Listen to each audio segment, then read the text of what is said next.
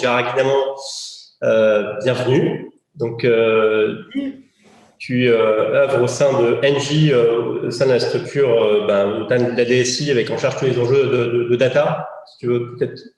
Oui, en deux mots, donc je suis Chief Data Officer d'Engie depuis mi-2018.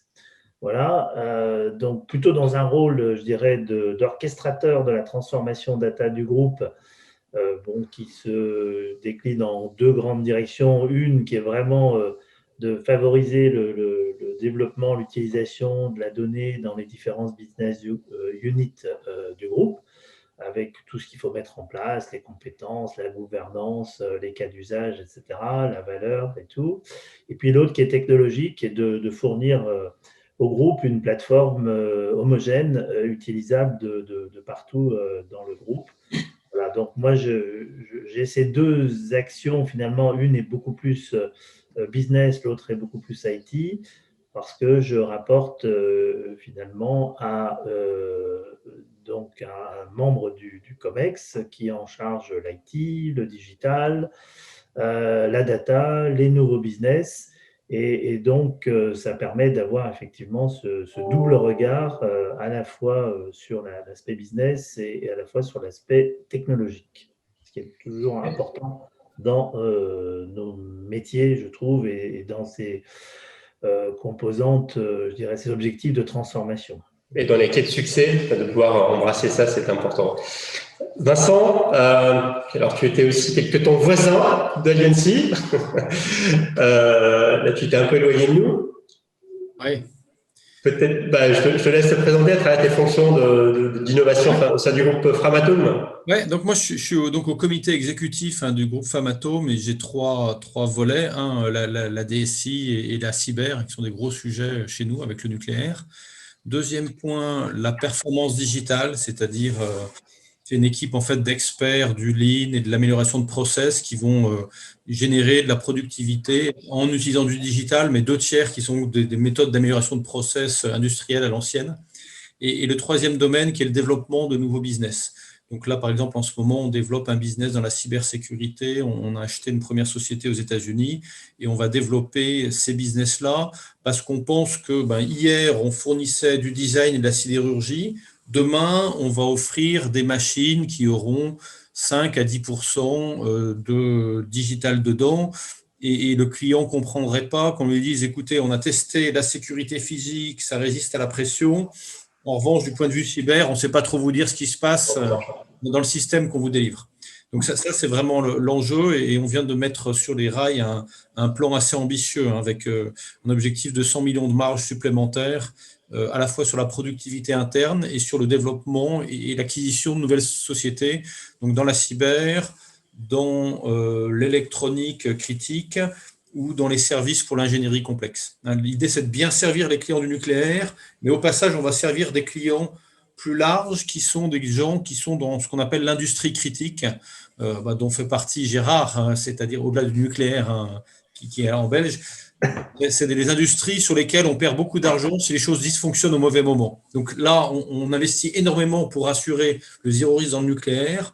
Et il y a des gens qui ont des niveaux de criticité un peu plus faibles, mais qui ont un intérêt pour les choses qu'on a développées justement pour le nucléaire.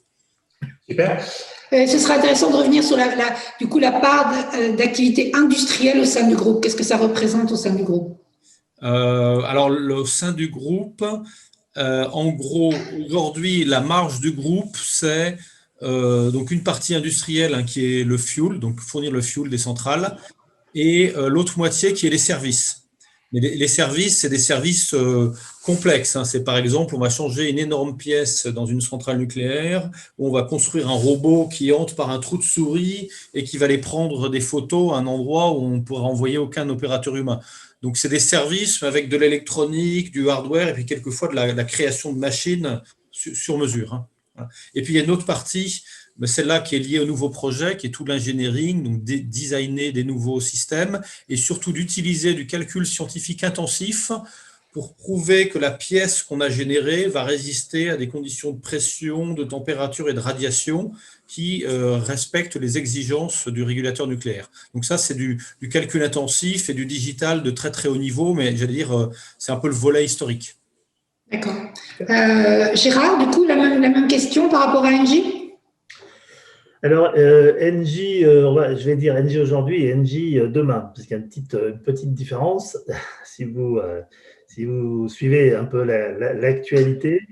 Donc aujourd'hui, Engie, c'est un groupe international assez vaste, de 170 000 personnes présents sur à peu près 60-70 pays, avec voire très décentralisé, avec 25 business units.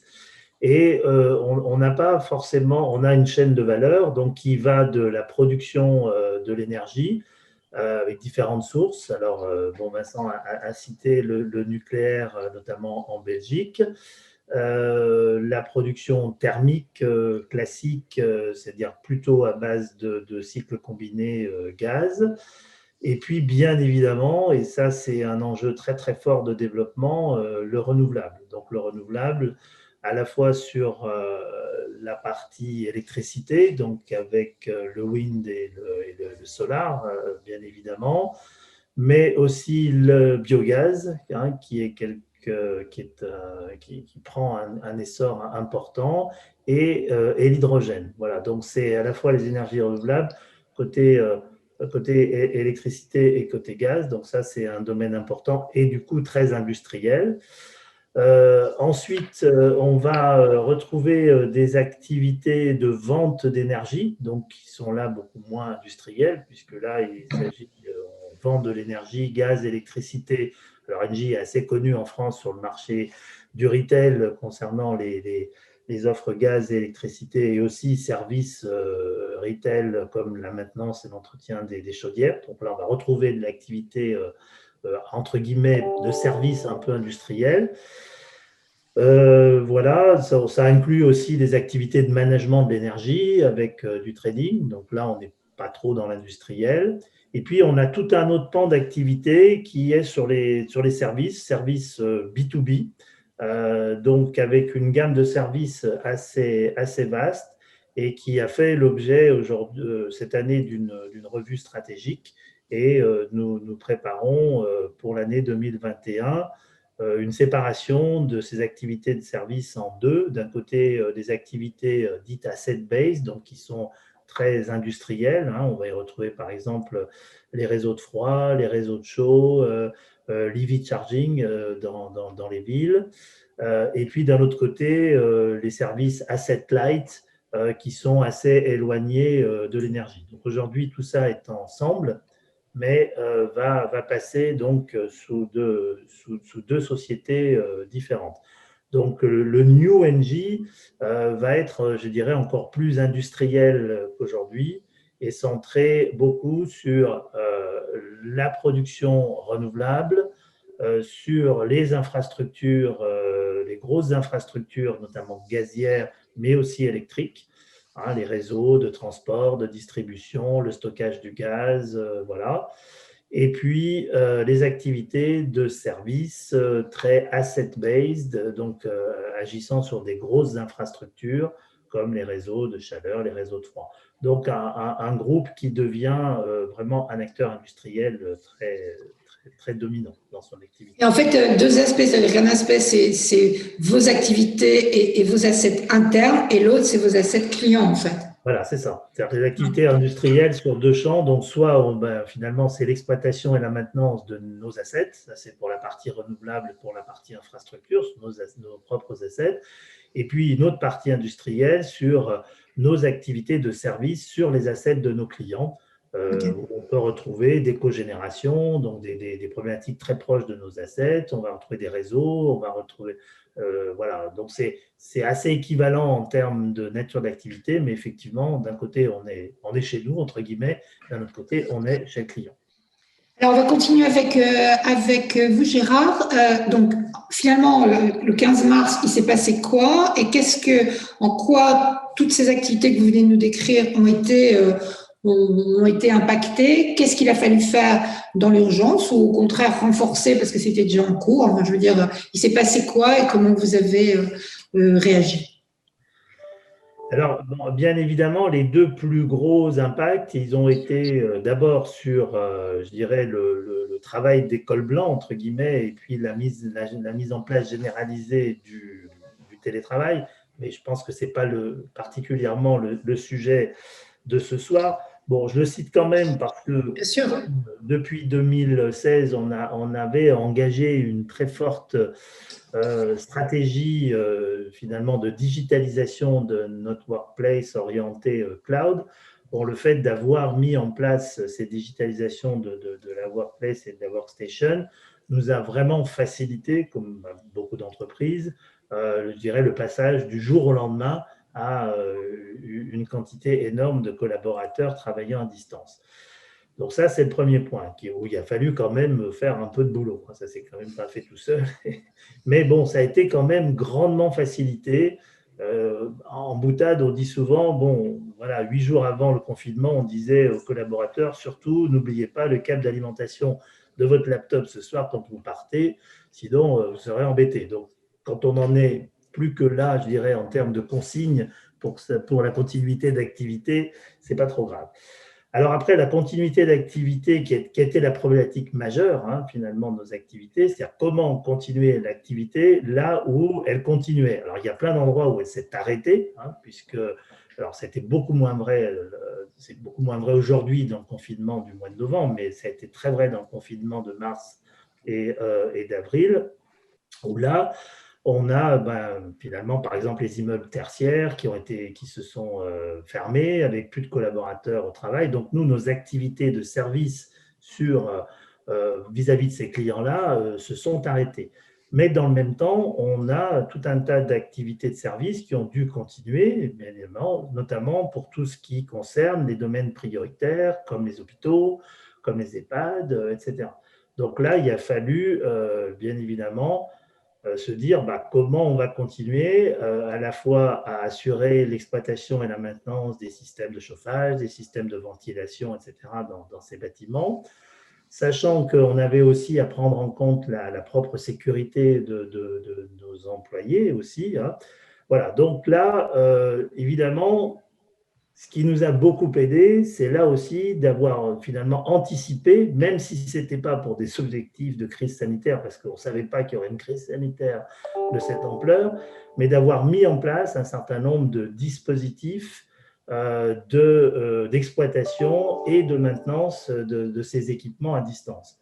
Donc, on a tout de suite pu réagir assez rapidement en se disant, voilà, on va pouvoir utiliser ces dispositifs et on va même, j'allais dire, presque accélérer leur usage de façon à assurer cette continuité d'activité qui était demandée.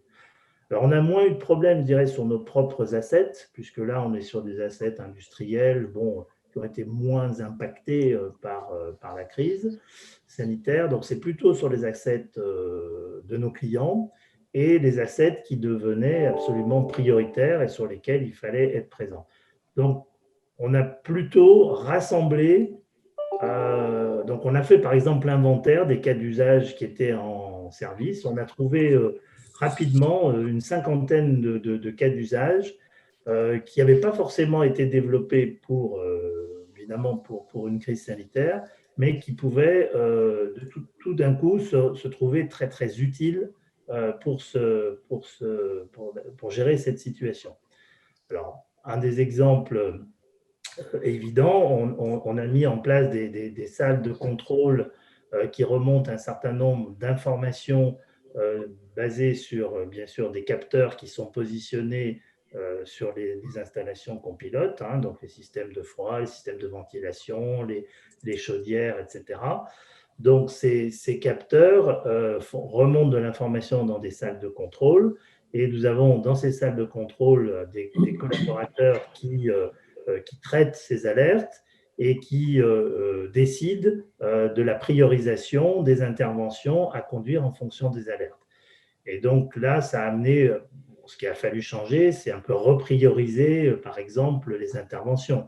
hein, c'est-à-dire que peut-être qu'auparavant, voilà, les critères, je dirais, commerciaux sont passés en second par rapport à des critères d'urgence liés à la nature des établissements et des entreprises dont on gère la maintenance.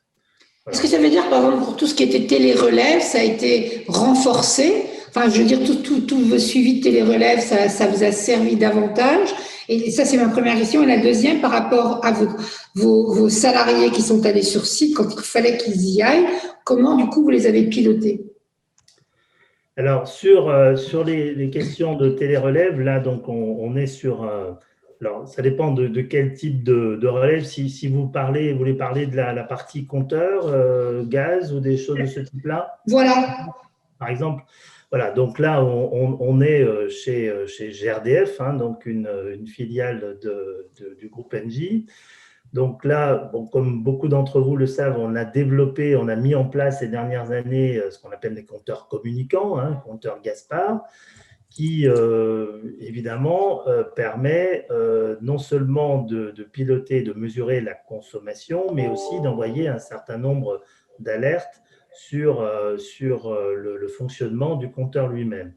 Et puis là, c'est un bon exemple parce que quand on a installé ces compteurs, on a dû prendre des photos de chaque compteur, de chaque installation.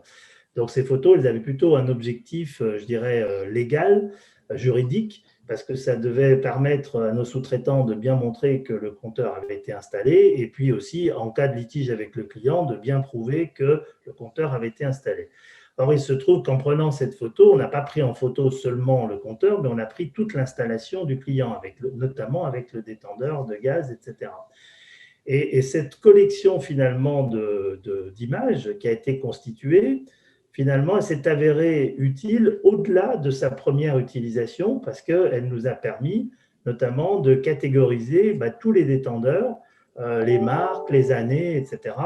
Et de permettre d'éviter un certain nombre d'interventions sur site lorsqu'il y a, par exemple, une maintenance préventive à faire d'un compteur, à retirer un compteur pour le remplacer par un nouveau parce que on a un rappel constructeur sur un défaut, des choses de ce type-là. Eh bien, le gros avantage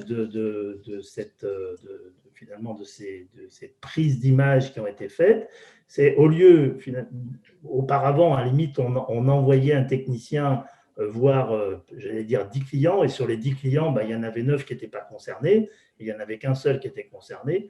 Là, avec cette qualité d'information, même si, honnêtement, au départ, elle n'a pas été prise pour cet usage-là, il s'avère que du coup, on va beaucoup plus cibler l'intervention et on va envoyer un technicien uniquement sur la personne qui en a besoin. Donc, on va éviter peut-être, alors je ne sais pas les proportions, hein, je vous dis un chiffre comme ça, mais on va peut-être éviter 8 déplacements sur 10 par un meilleur ciblage grâce à ce type d'information. Donc là, on n'est pas sur de la télérelève, on est plus sur un autre sujet qui est finalement la prise d'image et l'analyse d'image.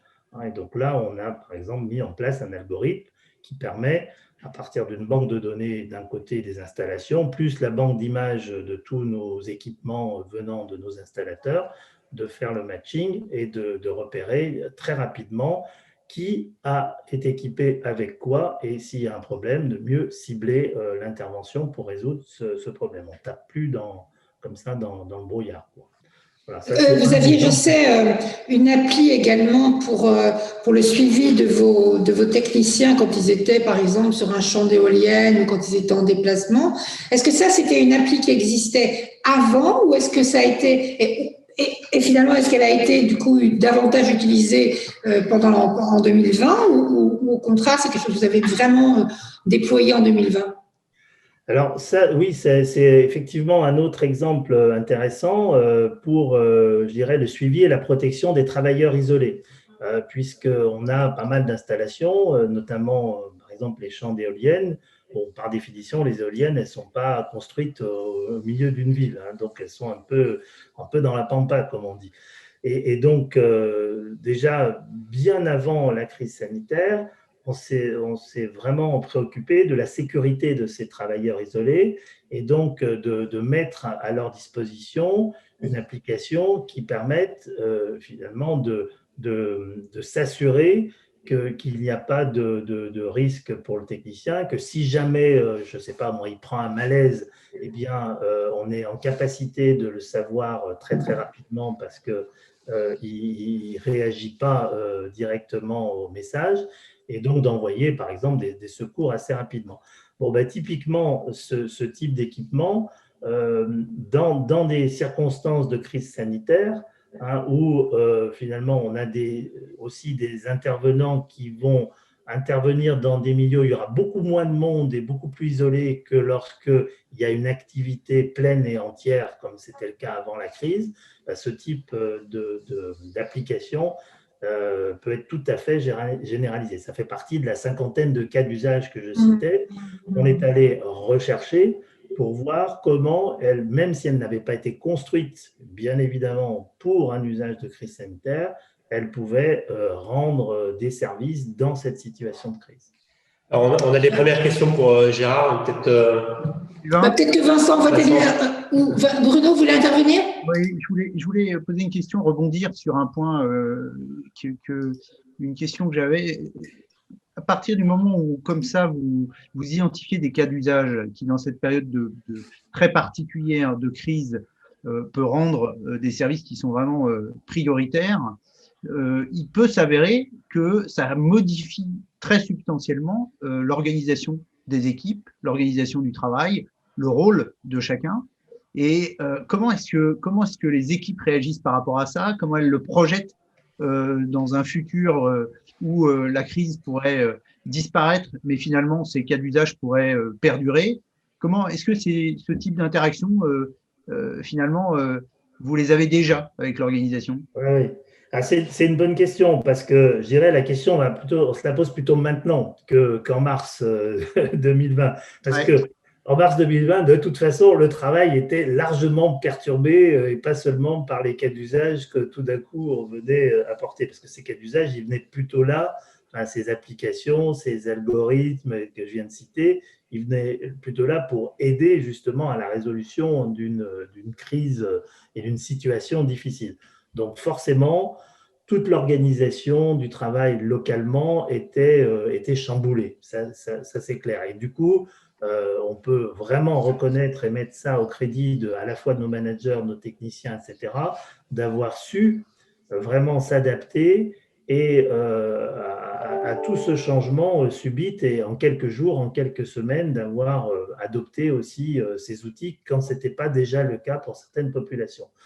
Donc la question qui peut se poser maintenant, c'est effectivement, y compris pour ces techniciens et ces managers, c'est de se dire, bon, alors on n'y est pas encore, malheureusement, mais quand la crise va complètement disparaître et qu'on va revenir à une activité nominale, bon, est-ce que finalement ces cas d'usage qu'on est allé chercher, on va les remettre dans leur contexte initial, ou est-ce que finalement on va se dire, c'était pas si mal, et puis on va les conserver. Et si on les conserve, comme on va être et on va probablement à ce moment-là même les étendre, les industrialiser encore un peu plus, les rendre plus efficaces, etc. Et donc c'est là qu'il va vraiment arriver toute la question vraiment de change management liée à ça, aussi bien pour les managers que pour les collaborateurs. Donc, je dirais plutôt que le travail là de change, il est plutôt devant nous, quoi.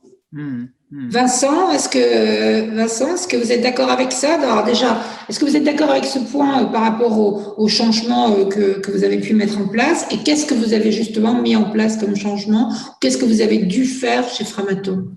Alors Vincent, il y a ton micro il faut réactiver. En fait. Non, c'est bon là. Ah, merci. Non, écoute, effectivement, enfin, je pense qu'on a tous été pris au début on a tous été pris par un peu par surprise. Il a fallu agir rapidement. L'autre surprise, c'est que finalement, c'est passé. C'est-à-dire qu'au début, c'était quand même un peu compliqué. Après, je pense qu'il y a deux choses. Il y a effectivement des choses qu'on a fait immédiatement, en gros, pour survivre, pour que les choses fonctionnent. Donc là, c'était, par exemple, ouvrir certains outils, quelquefois peser des risques en se disant, là, on y va, mais il faut le faire. Et puis, d'ailleurs, on courra derrière pour assurer qu'on a quelque chose qui tienne vraiment la route. Et puis ensuite, donc ça c'est la première phase. Après, assez rapidement, il y a une deuxième vague d'outils qui étaient des choses qui permettaient de bien vivre dans ce mode télétravailler. Alors, je vais donner 2 exemples. Quand on a commencé à revenir un peu dans le... Alors, nous, on ne s'est jamais complètement arrêté. C'est-à-dire que moi, pratiquement tous les jours, je suis retourné au bureau, notamment parce que j'avais des équipes qui faisaient des services critiques qui devaient être là. Et du coup, moi, je devais être avec eux. Vous êtes classé au IV, oui. Voilà. On a, par exemple, la cantine, on avait des questions bêtes, nouvelles, de lissage des heures d'arrivée à la cantine. Donc là, très vite, on a fait une petite web application qui permettait justement de lisser les heures d'arrivée pour éviter la queue des porteurs de masques, pour éviter la queue à la cantine. C'est probablement des choses qu'on aurait pu faire avant, d'ailleurs. La queue à la cantine, ça existe partout, mais là, ça devenait vraiment critique parce que si les gens sont dans la queue, ils se contaminent, alors c'est ce qu'on voulait éviter. Donc ça, c'est une première catégorie de choses qu'on a faites. Après, la phase où on en est aujourd'hui, c'est de voir quand même qu'il y a certains effets qui ne sont pas complètement heureux. Par exemple, l'effet à long terme du télétravail sur la créativité, il n'est pas bon. Donc ça, évidemment, ça ne se voit pas tout de suite. Mais ça se verra progressivement. Alors bon, déjà, si on réinvente la façon d'être créatif ou d'organiser ça, on peut corriger une partie de l'effet. Il y a des outils qui permettent des types d'interactions qui sont un peu plus souples, un peu plus interactifs justement qu'une simple conférence vidéo. Mais il reste quand même des choses sur lesquelles on ne remplace pas complètement le contact physique. Après, c'est un contact physique sur lequel la subsidiarité n'est plus la même. Dans le monde d'avant, par défaut, on était toujours ensemble. Dans le monde d'après, par défaut, on va aller chercher ce contact quand c'est nécessaire. Et ça, vraiment, ça fait partie des plans. Et donc ça, c'est une donnée. Et on en a pris conscience. Le deuxième point, c'est que quand même derrière, il va y avoir de gros mouvements immobiliers. Toutes les boîtes vont libérer 1 tiers, 2 tiers, 50% de leur mètre carré à la défense, à court, moyen terme. Si on prend sur l'aspect de vos activités industrielles, vous m'aviez cité un exemple quand on préparait cette soirée qui était dans vos relations avec tout ce qui était justement fournisseurs, sous-traitants, etc. Où là, vous vous étiez effectivement posé la question de comment mieux digitaliser ces relations qui n'étaient pas obligatoirement digitalisées, sachant que toutes les PME industrielles avec lesquelles vous pouvez travailler ne le sont pas. Ouais, c'est un bon exemple et je pense que ça illustre ce qui s'est passé avec le confinement pour beaucoup d'entreprises. C'est-à-dire qu'il y a des choses qui étaient mûres et là, le confinement a forcé à passer à l'action et du coup, ça a eu un effet un peu d'accélération puis de forcer à se mettre en mode action. Donc, c'est vrai pour le télétravail. Un télétravail, c'est un peu le serpent de mer, on en parlait, mais ça ne bougeait pas tant que ça. C'est vrai, par exemple, dans des domaines plus industriels pour nous, on a par exemple, quand on fait des pièces très, très critiques, donc on a des forges, on fait vraiment de l'industrie lourde, on fond du métal. On a des process dans lesquels il se passe chez nous ce qui se passe, par exemple, dans l'aéronautique. Vous allez visiter une usine d'Ariane, vous serez frappé par un truc, rien ne bouge. Pourquoi rien ne bouge? Parce que vous faites un morceau de la pièce et là, il faut qu'un inspecteur vérifie que c'est fait correctement. Ensuite, vous assemblez. Donc, il y a moins de mouvement. Et donc, alors évidemment, en tant qu'industriel, ce qu'on cherche à faire, c'est d'améliorer, d'accélérer le mouvement. Vous allez visiter des usines de SpaceX, vous verrez que le mouvement visuellement est différent. Et l'autre point, c'est de permettre cette inspection à distance. Donc là, c'est déployer des moyens qui permettent de le faire d'une façon sécurisée, qui permettent aussi de le faire d'une façon qui sécurise dans les deux sens. C'est-à-dire que là, l'information qui est envoyée ne peut pas être identifiée, captée par quelqu'un. Et par ailleurs, la personne qui inspecte à l'autre côté a certaines garanties que le type en face n'est pas en train de lui passer une cassette sur une usine idéale, mais qui n'existe pas dans la réalité. Donc ça, c'est des sujets sur lesquels on avait plutôt envie de pousser nos clients, et là ils ont été obligés d'aller dans ce sens-là. Après, c'est vrai que le cœur de l'activité industrielle, c'est des machines avec des cols bleus. Donc à l'intérieur d'une usine, les gens qui sont vraiment col bleu face à une machine, le mode quand même a été de retour assez rapidement à un mode de déconfinement. Il n'y avait pas trop de solutions. D'ailleurs, même certaines usines où ça ne s'est pas arrêté. On a pu ajouter des choses qui simplifient un peu à la marge, mais le cœur de l'activité lié à la présence à côté d'un produit physique fait que ça n'a pas changé beaucoup. les cols blancs ou disons bleu clair, eux, effectivement, ont pu télétravailler. Les gens dans les bureaux, donc là, c'est Big Bang, hein, c'est qu'on divise le nombre de mètres carrés par deux. Mon assistante qui met 1h30 à venir le matin, 1h30 à repartir le soir, ben, au lieu de faire ça 5 fois par semaine, elle le fait une fois ou deux. Donc ça, c'est des très, très gros changements qui sont durables. Le point limite qu'on voit, hein, donc pour les gens qui télétravaillent, c'est créativité. Là, on voit monter des cas de burn-out Covid, de personnes en fait qui expriment une chose simple et qu'on a tous vécu. Rester chez soi, c'est vrai que c'est sympa. Bon, quand la journée, c'est du Skype de 7h30 jusqu'à 21h30, c'est un peu lourd. Deuxième point, l'énergie d'un groupe, ça manque un peu. Pas que l'énergie de mon épouse et de la famille soit négative, mais ce n'est pas la même chose.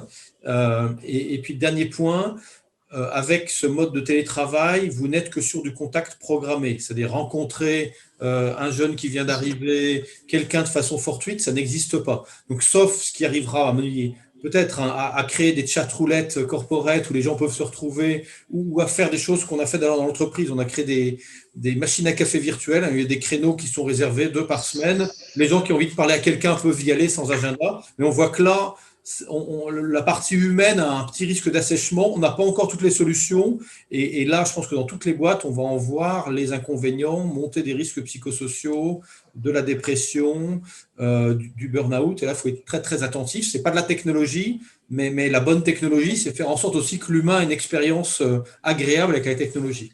Un point que vous n'avez pas évoqué, mais dont on avait parlé, qui était tout ce qui était, vous avez digitalisé tout ce qui était autorisation d'entrée sur vos sites.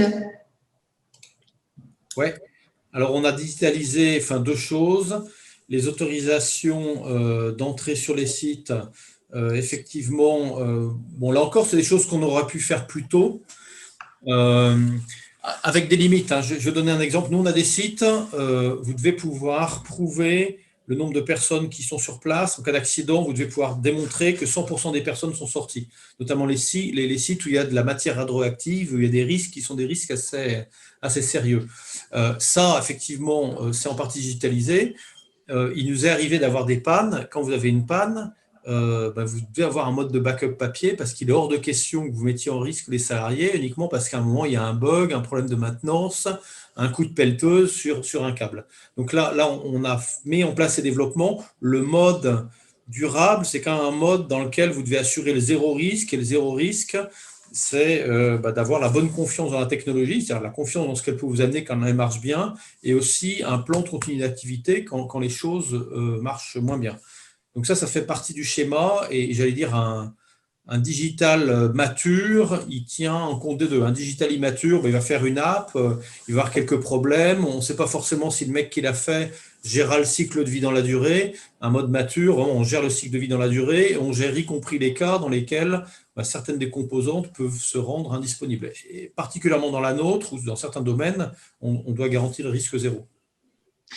Juste pour passer maintenant sur l'aspect prospectif, du coup, ces expériences bonnes ou mauvaises de 2020 vous font réfléchir comment pour 2021 et quels sont du coup vos chantiers prioritaires? Sur 2021, premier chantier, je voulais dire, c'est un chantier humain, c'est-à-dire que la façon dont on collabore, la façon dont on évite de se polluer par les emails, la façon dont on tire le parti des outils collaboratifs, dont on garde un certain intérêt ou une certaine joie de vivre au boulot, là, il y a un énorme boulot. C'est plus du design et du user experience que de la technologie en tant que telle, mais c'est un premier axe qui est un axe très important. Le deuxième axe, c'est un axe d'industrialisation. On a tous fait des choses qui étaient des choses qu'on fait dans l'urgence parce qu'il faut aller vite. Si on veut les faire vivre dans la durée, il y a un certain nombre de renforcements à faire du point de vue cyber, il y a un certain nombre de mises en place à faire du point de vue de la résistance qu'il faut mettre en place. Et le troisième enjeu, en fait, c'est un enjeu en termes d'entraînement d'un écosystème. Alors, il y a 2 niveaux. Le premier niveau, il s'agit d'éviter, de gérer une diversité. Premier niveau de diversité, on en a des fournisseurs. Certains fournisseurs sont des très grandes entreprises, donc en termes d'outils informatiques, elles sont très très bien équipées, elles savent gérer les interconnexions. Dans d'autres, elles soudent 3 tubes et elles font pratiquement tout en papier. Pour que la digitalisation soit soutenable, il faut qu'elle entraîne cet écosystème. Donc, dans certains cas, ça va être de mettre en place des plateformes ou des outils qui permettent, par segment de fournisseurs, aux fournisseurs qui sont dans le segment moins outillé, d'avoir, par exemple, un outil qui leur permet de connecter leurs informations sur la disponibilité des composantes qu'ils nous fournissent avec notre système de production à nous pour éviter qu'on soit bloqué parce qu'il y a un composant qu'on attendait qui n'arrive pas. Le deuxième point d'inégalité, je pense que dans ces sujets de télétravail, il y a des inégalités très fortes entre col bleu et col blanc qu'on a vu pendant la crise. Moi, c'est aussi pour ça que je venais au bureau à chaque fois. Ce n'était pas acceptable pour les personnes qui assuraient des tâches vitales de se dire, bon, les cols blancs, ils sont chez eux en famille, tranquilles, et puis nous, on vient tous les matins dans les transports en commun en prenant des risques. Donc là, il y a une vraie réflexion à avoir qui est en partie sociale et qui repose aussi peut-être quelquefois sur des outils. Donc pas des outils qui vont permettre de le télétravail, mais des outils qui vont permettre de protéger ou de montrer qu'en termes d'investissement et d'efforts, on est équilibré dans notre approche entre les cols blancs et les cols bleus. Et on a ensuite des sujets qui sont des sujets liés aux convergences de systèmes. Alors la convergence qui est bien connue, c'est la convergence entre l'IT et l'OT. L'IT, c'est Information Technology, en gros l'informatique. L'OT, Operation Technology, c'est en gros les systèmes industriels qui pilotent des grosses machines. Donc on voit que ces deux sont en train de converger, donc ça apporte un certain nombre de potentiels en termes de suivi de l'efficacité, mais aussi un certain nombre de risques, notamment en risque cyber, parce que jusqu'à présent, l'OT n'était pas connecté avec Internet. Si on le connecte avec l'IT, on ouvre des risques. Ce qu'on a vu pendant le Covid et sur lequel, à mon avis, le marché n'est pas mûr et peu d'entreprises, et prend pas totalement la mienne, sont complètement mûres, c'est qu'on a vu arriver dans le paysage du DSI ce que j'appellerais le HT, Home Technology. C'est-à-dire que vous le vouliez ou non, votre gars, il est chez lui avec votre PC, il va falloir qu'il imprime, il va falloir qu'il se connecte à un réseau, à une box qui sont choisies par lui, installées par lui. Vous n'allez pas pouvoir le normaliser. Comment vous connectez ça de façon efficace en limitant les risques ? Aujourd'hui, honnêtement, c'est pas clair nulle part. Mais là, il va falloir qu'on avance et dans un domaine qui est sensible, parce que personne n'accepterait que sa boîte régule le type de fournisseur Internet que vous avez chez vous ou comment vous allez installer votre imprimante. Mais en même temps, si vous voulez que les gens télétravaillent, soit vous dépensez quelques centaines ou milliers d'euros par an pour lui refournir tout ça en doublon, et ça, je pense que beaucoup d'entreprises ne feront pas ce choix. Soit le DSI va devoir gérer aussi non seulement l'IT, l'OT, mais aussi le HT, c'est-à-dire la Home Technology, assurer comment le dépannage règle des problèmes dont certains renverront à des questions d'infrastructure qui sont celles du salarié, et avec la difficulté que là, vous avez sur une diversité de cas de technologie qui est absolument monstrueuse. Donc ça, c'est un vrai challenge, et si vous avez, comme le pense Gartner, et comme je le pense aussi, 40 à 50% des gens qui vont aller vers du télétravail total ou partiel et plutôt 60 à 80% chez les cols blancs. Là, il y a un vrai challenge qu'il va falloir aborder et ça, c'est des opportunités pour les partenaires, c'est du travail et probablement aussi des réflexions à avoir en termes de filière parce que derrière, on va tous être confrontés à des risques qui vont être dans la nature. Tous les partenaires escalators ont toujours la chaîne. Je voulais, n'hésitez pas à réagir si on voulait lancer un sondage, mais on est lancé dans le débat. Si vous voyez des items que nos intervenants évoquent, notamment sur vos priorités à vous, cybersécu, IoT, écosystème, débat, je veux bien que vous les partagez dans le chat et que vous me disiez ce que vous en pensiez. Catherine, je laisse la main. Gérard, par rapport à tout ce que vient d'évoquer Vincent comme chantier prioritaire. Alors, je pense qu'il y en a 3. Le premier, pour enchaîner par rapport à ce que je disais précédemment, c'est de se dire finalement, qu'est-ce qu'on va garder des cas d'usage qu'on a détournés de leur utilisation première pour gérer la crise, qu'est-ce qu'on va conserver de façon peut-être même en les élargissant et en les sécurisant. Voilà, donc là, je pense qu'il y en a certains que j'ai cités. Ceux que j'ai cités, c'est évidemment ceux qui vont être gardés. Bon, il y en a d'autres, juste pour l'anecdote, parce que Vincent parlait de la cantine.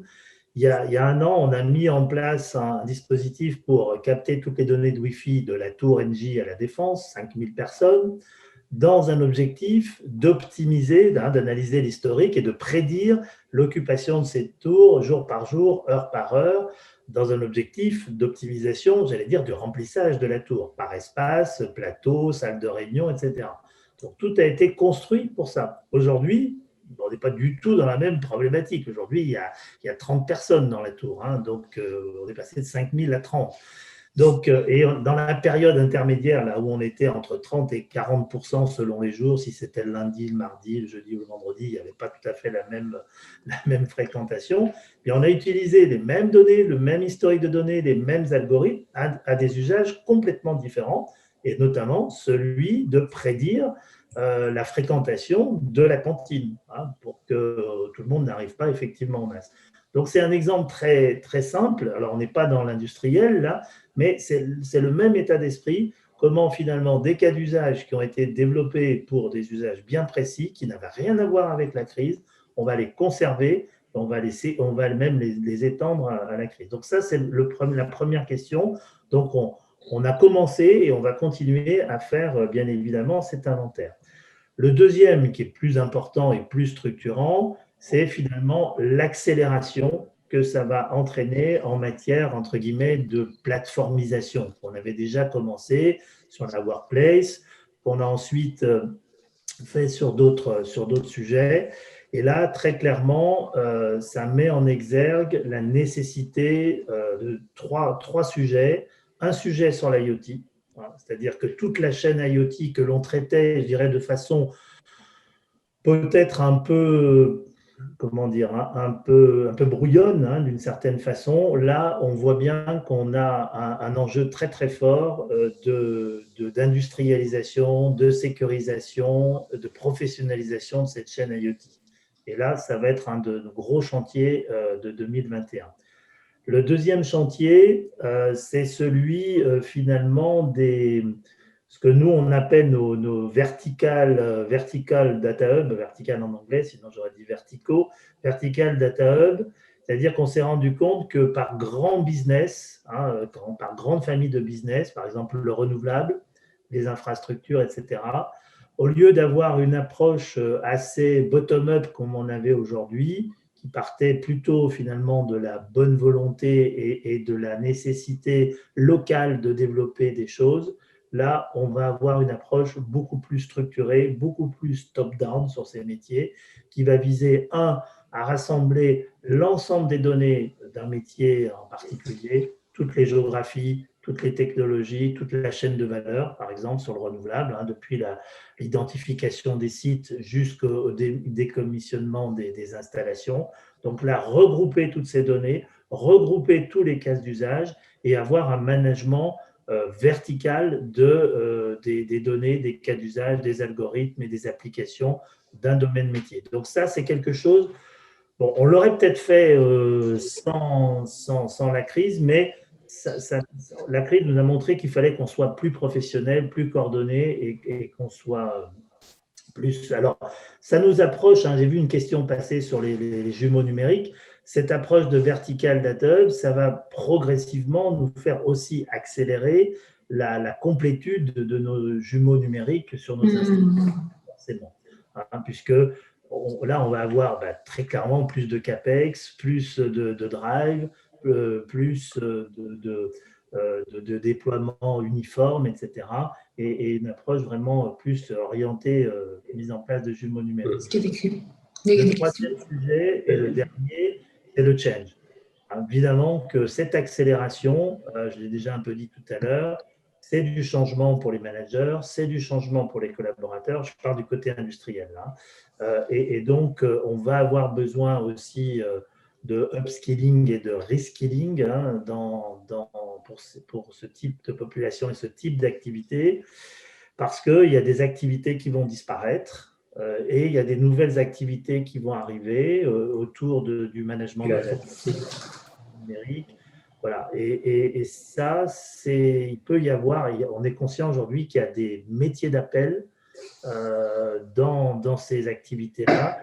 Comme par ailleurs, on aura forcément des activités qui qui vont bouger, c'est une bonne opportunité aussi de se préparer à faire ce change management et à faire ce reskilling de certains collaborateurs. Justement, il y a une question sur comment éviter que certains profils, et notamment les techniciens, se coupent de l'entreprise et de la réalité au quotidien. Puisqu'au final, ce qu'on est en train de décrire, c'est un peu, on silote beaucoup, il y a des techniciens qui vont seuls sur les chantiers. Enfin, je veux dire, il y a quand même une scission dans certaines activités.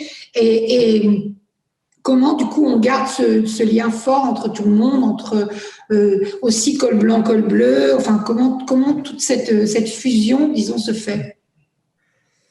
La recette, elle n'est pas, magique. Si j'avais la réponse là en 3 mots, je pense que je pourrais faire fortune dans les cabinets de conseil dans les jours qui viennent. Je pense qu'on va forcément, à mon avis, avoir une approche assez pragmatique, de voir finalement quel est le glissement d'activités, de compétences, déjà, premièrement, dans les différentes populations, et finalement, qu'est-ce qu'il faut mettre en place dans la gestion quotidienne de l'activité pour maintenir ce fil collectif. En complément de ce que disait Vincent, évidemment, nous, des interventions physiques sur des équipements, il faudra toujours en faire. Bien sûr. Il y a des choses qu'on va monitorer de plus en plus à distance, mais même quand on fait de la maintenance préventive, on fait quand même de la maintenance. Voilà. Même si les pièces détachées auront des durées de vie allongées, mais pour autant, il faudra quand même, bien sûr, les remplacer. Donc, par contre, cette maintenance est mieux organisée, ces déplacements sont mieux organisés et il y en a moins. Voilà. Donc ça, c'est sûr qu'il y en a moins. De même, si je prends l'exemple, je citais tout à l'heure les chaudières, par exemple, chez Engie Home Service, l'entretien et le dépannage des chaudières domestiques. De plus en plus, évidemment, il y a des capteurs sur ces chaudières. Les chaudières sont soit nativement des chaudières connectées, soit on pose nous-mêmes des capteurs pour, là aussi, là on est vraiment dans le retail, faire de la maintenance préventive. Gérard, il y a Vincent qui doit nous quitter. Il nous avait confirmé qu'il y a une contrainte et on demande que Vincent puisse répondre à la question aussi. Côté Framatome. Côté Framatome. Très bien, je m'arrête. On reprendra après. Excuse-moi. On va reprendre après. Pas de souci. Oui, alors, pardon, la question. La question, c'était sur comment, du coup, on fait, on essaie de garder le lien justement avec les techniciens, enfin tout ce dont on parlait tout à l'heure, un peu col blanc, col bleu. Alors, je pense qu'on est là, on est tous, enfin, faut être modeste, en train de tâtonner. Alors, sur le lien col blanc, col bleu, je pense que malheureusement, ça nécessite un peu de. Vous savez, dans les méthodes de production d'efficacité, il y a un concept qui est le Gemba. Le Gemba, c'est la machine. Et vous ne pouvez pas faire de l'amélioration, vous ne pouvez pas être efficace si vous n'allez pas devant la machine, devant le problème. Donc, il y a quand même une partie qui est quand même un lien physique. Et moi, je n'ai pas encore vu du télé-Gemba. Donc ça, ce point-là est important et ça doit être. Et toutes les cultures de qualité forte ont ce point-là. Les cultures de qualité faible, au contraire, les mecs restent dans les sièges, ils bougent pas, ils vont jamais mettre les pieds dans l'usine. Donc premier point, c'est déplacement physique. Deuxième point, il y a des initiatives, je pense que tout le monde en a pris, qui est effectivement de déployer des outils plutôt historiquement col blanc vers les cols bleus, donc l'accès à un mail, pas forcément un PC chacun, parce que si la personne passe sa journée devant une machine, il n'a pas forcément besoin d'avoir un mail, mais une machine, mais l'accès à un email, l'accès à un certain nombre d'outils, des politiques pour développer, des politiques notamment de bring your own device, donc qui permettent d'avoir un abonnement corporate, mais sans faire payer le téléphone. Et puis le reste, franchement, on est en train de regarder. Là, on va lancer une très, très grosse initiative sur ces questions-là. Donc là, on va rechercher des idées. Donc des idées, je pense que tout le monde en a mis en place, mais pour le moment, je dirais que moi, ça m'intéresserait plus. Alors malheureusement, je ne vais pas pouvoir rester avec vous, mais que Sylvain, et puis que vous me disiez un peu ce que les participants, que ceux qui écoutent ont comme idée, ce qu'ils font chez eux. et peut-être du coup qu'on en reparle dans 3 ou 4 mois, qu'on allait au fond de notre démarche et que je vous dise vraiment voilà ce qu'on choisit dans le plan. Pour le moment, je suis plus à écouter qu'à vouloir imposer un modèle. Voilà. Donc, tu sais que ce sera d'autres sources de partage et d'inspiration, et je pense qu'on a tous à apprendre dans le contexte sur le sujet. Est-ce que le technicien en télétravail, c'est quelque chose ça marche comment, un technicien en télétravail? Ça se fait pas. Pour le moment, ça n'existe pas. Sur certains postes, certains travails qui se font à distance, oui. À partir du moment où il y a une intervention physique, au jour d'aujourd'hui, non, c'est pas le sujet. Et franchement, quand vous êtes sur des problèmes très très complexes, vous regardez, la construction d'une centrale, c'est des trucs monstrueux qui se font sur des années avec des milliers de personnes et qui coûtent des milliards. C'est déjà tellement compliqué d'avoir quelque chose qui fonctionne bien par des méthodes traditionnelles. Et très, très souvent, le problème est quand vous avez des designers qui sont trop loin du terrain, qu'au contraire, votre premier souci, c'est d'avoir une culture de proximité du terrain, que les gens soient devant la machine, et donc pas trop de télétravail sur cette partie-là. Après, il y a des segments sur lesquels vous pouvez trouver ça. Dans certaines parties de support, vous pouvez le faire, mais quand même marginalement. Le gros de l'industrie, c'est quand même le Gemba. Le Gemba, ça se fait face à la machine.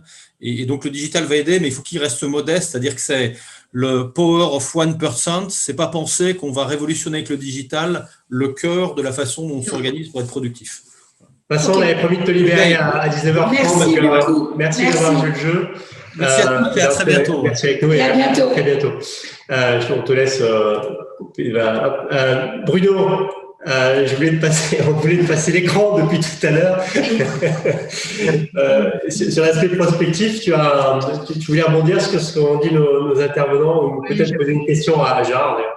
Un premier commentaire peut-être et puis une question effectivement. Le premier commentaire, c'est que nous, on voit dans les sollicitations que l'on peut recevoir en ce moment de pas mal d'organisations la volonté d'avoir des plateformes qui formalisent toutes les étapes finalement des rôles et responsabilités à l'intérieur d'une organisation ou entre organisations, et que arriver à bien formaliser ces différentes étapes et à bien finalement se donner la possibilité de savoir où on en est dans le processus, eh bien permet de faire face à ces modifications, à cette flexibilité, à ces à-coups, puisqu'on ouvre, on ferme le site, on a des gens qui disparaissent tout d'un coup,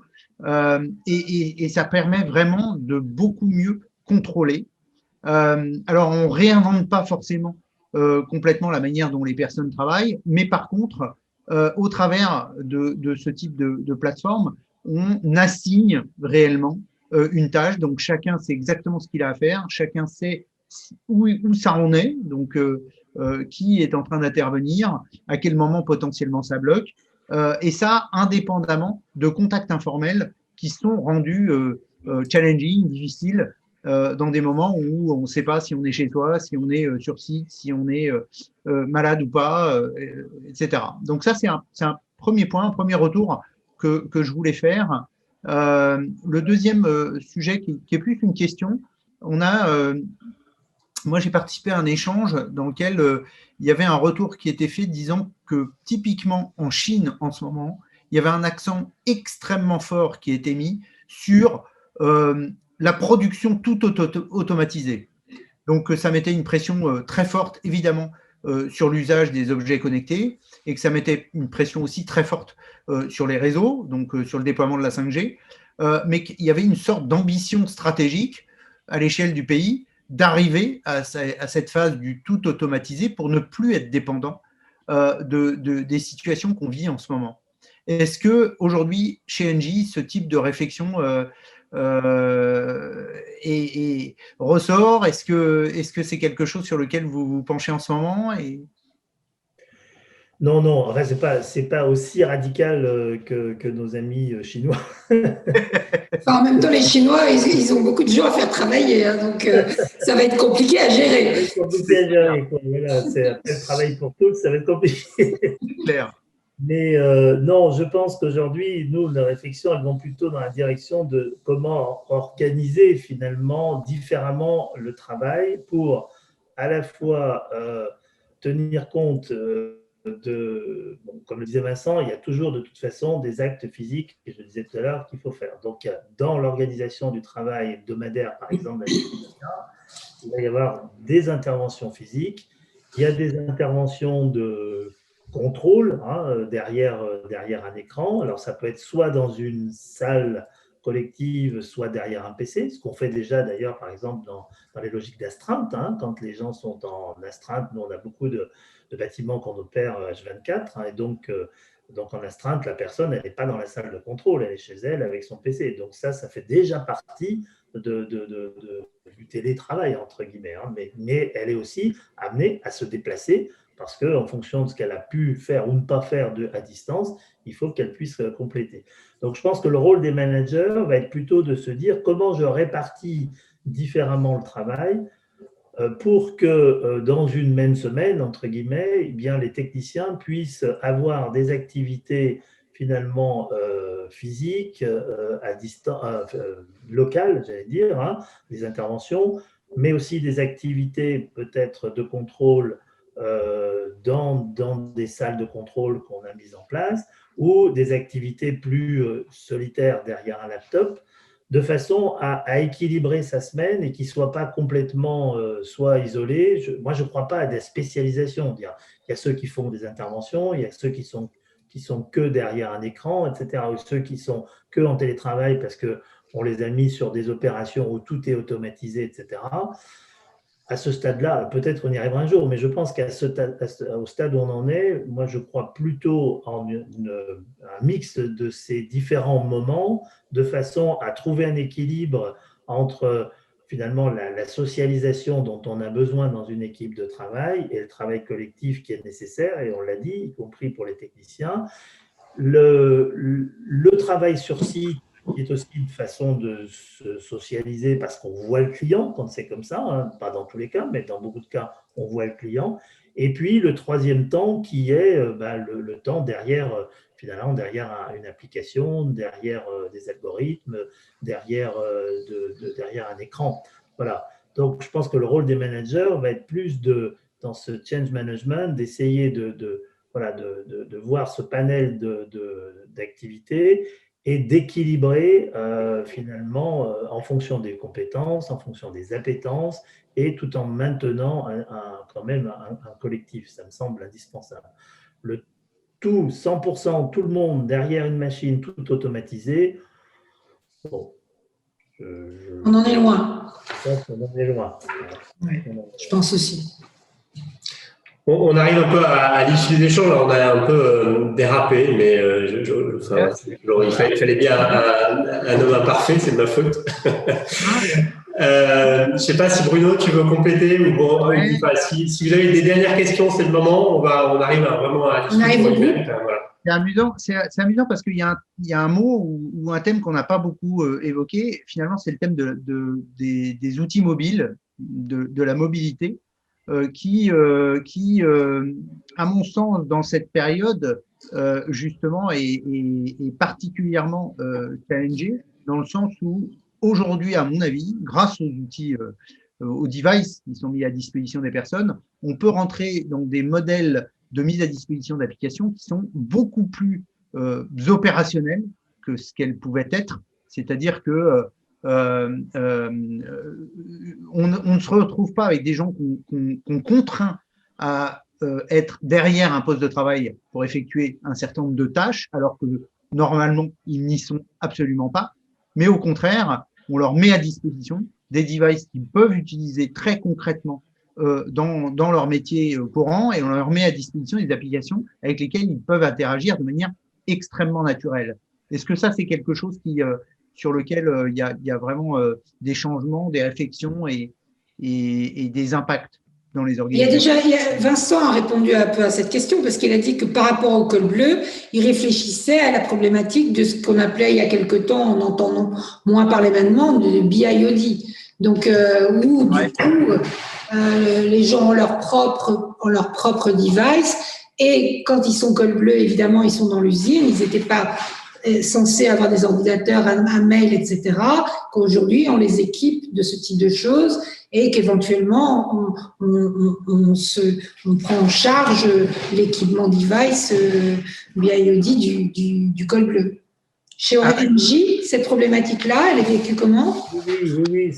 Alors ça, c'est nous, on a notamment sur les usines de production depuis bien 3 ans maintenant, on a développé ce qu'on appelle mobile operator en fait, hein, et donc c'est à partir d'une tablette. Ça sert à la fois à augmenter finalement, ça s'adresse plutôt aux rondiers, hein, c'est-à-dire les gens qui font la maintenance un peu récurrente des installations et donc qui collectent un certain nombre de données sur ces installations à partir de ces applications mobiles.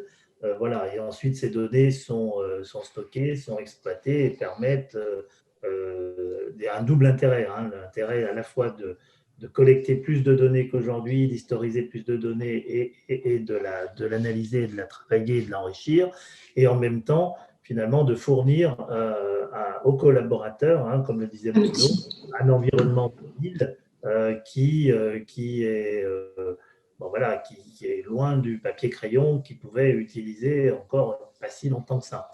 Voilà, il y a ça. Et puis évidemment, tous les techniciens qui vont sur site, que ce soit en B2C ou en B2B, bon, voilà, ils sont dotés aussi, notamment en B2C, aujourd'hui, de tout le, comment dire, le panel applicatif, à la fois commercial et technique, qui permet de signer l'acte de visite avec le client, de faire une commande à distance, de vérifier si le stock de pièces est disponible, de gérer son planning, de gérer sa trajectoire journalière entre les différents clients, en utilisant aussi des données externes type Waze, etc. Bon, voilà, ça sont des choses qui existent et qui se développent aussi largement. Qui n'ont pas été spécifiquement adoptées du fait de la crise. C'était... ça existait déjà. Alors, encore une fois, comme je disais tout à l'heure, il y aura forcément une accélération, soit une extension, et une extension des usages et une accélération de nouveaux usages et de nouveaux utilisateurs. C'est tout à fait ce qu'on disait, c'est que la crise, et ça pourra effectivement être l'objet de la conclusion ensemble, et sur lequel vous confirmerez si vous êtes d'accord, mais que la crise que l'on vit encore aujourd'hui, c'est un accélérateur disons, de la digitalisation de process qui était déjà, en tout cas, entamé, réfléchi ou en cours, plutôt qu'une obligation d'inventer de nouveaux process qui... Enfin, je veux dire, qu'est-ce que vous diriez là-dessus? On peut enchaîner sur la conclusion. Hein. Oui, c'est ça, c'est la pour conclure, du coup. Voilà. Gérard, non? Oui, moi, je crois vraiment à ça. Enfin, moi, c'est ma conclusion personnelle. Je ne sais pas le new normal, comme on dit, à quoi il ressemblera. Je pense qu'il y a encore plein d'hypothèses.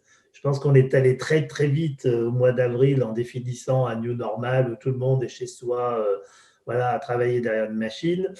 Bon, déjà, quand on voit les réactions de la plupart des employés et des cadres lors du deuxième confinement, y compris dans leur volonté d'aller s'installer à 300 km de Paris, déjà, ce n'est pas tout à fait la même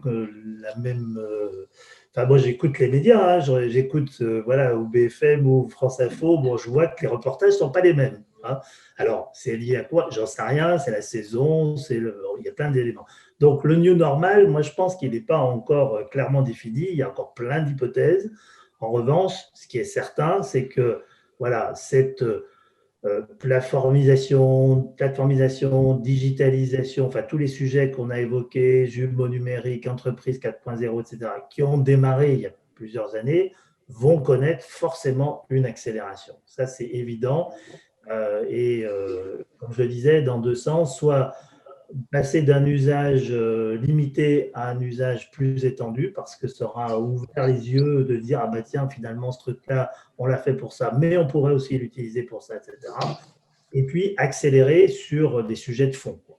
Sur des sujets de fond, l'IoT, comme la plateformisation.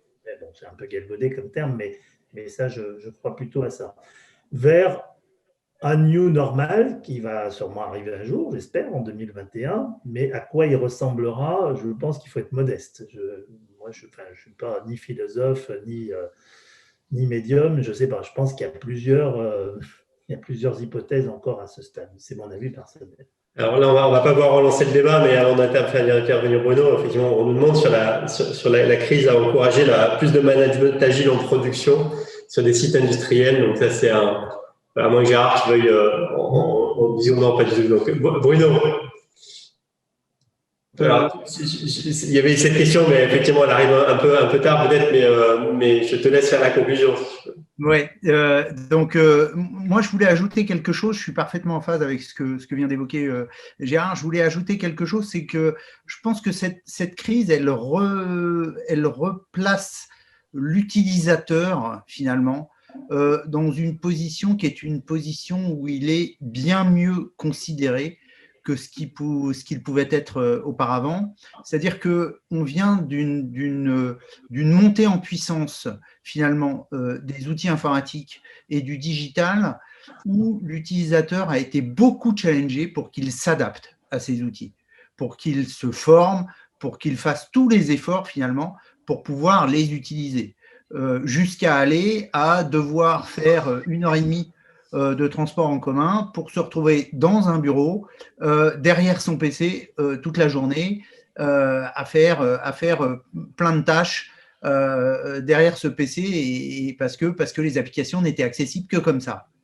Et donc, on a enclenché un mouvement où on apporte beaucoup plus de flexibilité et je trouve que cette crise, cette période, eh bien, elle recentre un digital qui se met au service finalement de l'utilisateur, de son bien-être, de son efficacité, de sa productivité et de sa capacité à interagir correctement avec l'organisation. Et je pense qu'aujourd'hui, c'est très bénéfique. C'est très bénéfique pour chacun d'entre nous de pouvoir remettre le curseur. Et je suis d'accord, hein, je ne prétends pas du tout définir à quel endroit le new normal, hein, où est-ce que le curseur va se retrouver pour chacune des activités, pour chacun des rôles, pour chacune des fonctions. Mais ce qui est certain, c'est que ce curseur, il est bougé très significativement et qu'on est beaucoup plus à l'écoute de modes de travail différents, de flexibilité, et si les organisations ne sont pas suffisamment à l'écoute, eh bien, ça va avoir de gros impacts pour elles, en termes de capacité à fonctionner et en termes de capacité aussi, d'ailleurs, à avoir des collaborateurs qui ont un niveau d'engagement qui correspond à ce dont ils ont besoin. Et ça impose également aux fournisseurs de solutions d'être extrêmement réactifs sur ces sujets-là, parce que de toute façon, vu l'ampleur de l'usage de leurs solutions, s'il y a un retour qui n'est pas adapté ou adéquat, de toute façon, ce sont des solutions qui ne perdureront pas. Ça, c'est une évidence, puisque les organisations, du coup, s'en apercevront clairement. Oui. Voilà. Catherine, bravo pour l'animation de ce débat. Merci à nos invités. Merci à vous. Le mot de la fin, la conclusion, c'est pour toi. Le mot de la fin, c'est que effectivement, la digitalisation est en cours, que ce soit dans l'industrie d'ailleurs ou dans d'autres domaines, hein, c'est clair. Maintenant, je pense que effectivement, l'utilisateur retrouve une place de choix et qu'on est obligé de l'écouter, parce que de toute façon, pour retrouver de la performance, pour retrouver de la motivation, et on voit bien que l'humain, c'est difficile pour des tas de raisons personnelles, professionnelles, etc., pour lui redonner confiance, pour lui redonner disons, de l'endurance pour faire marcher l'entreprise, il faut lui donner les bons outils. Donc tout va ensemble. Voilà. En tout cas, merci également à nos invités, aux spectateurs qui étaient présents. Alors, je vais faire une innovation. Je n'avais pas fait encore. Je vais faire un selfie. Je vais faire un selfie en visio. Ça marche, regardez. Catherine, regarde-moi ici. Coucou, je suis là. Allez, un petit coucou à tout le monde. C'était l'innovation du jour. Merci en tout cas à vous tous. Merci à nos auditeurs également. Et n'hésitez pas à nous envoyer des petits mots derrière. Et il y aura... on a des petits mots sympathiques aussi d'encouragement. Donc c'est super sympa. Et puis on vous réinvite encore en digital le 9 décembre pour la grande soirée des réseaux à sur l'innovation durable, absolument. Exactement. Donc plein de sujets. Merci à tout le monde. Merci en tout cas. Encore une fois. Merci Gérard. Bonne soirée. Merci Bruno.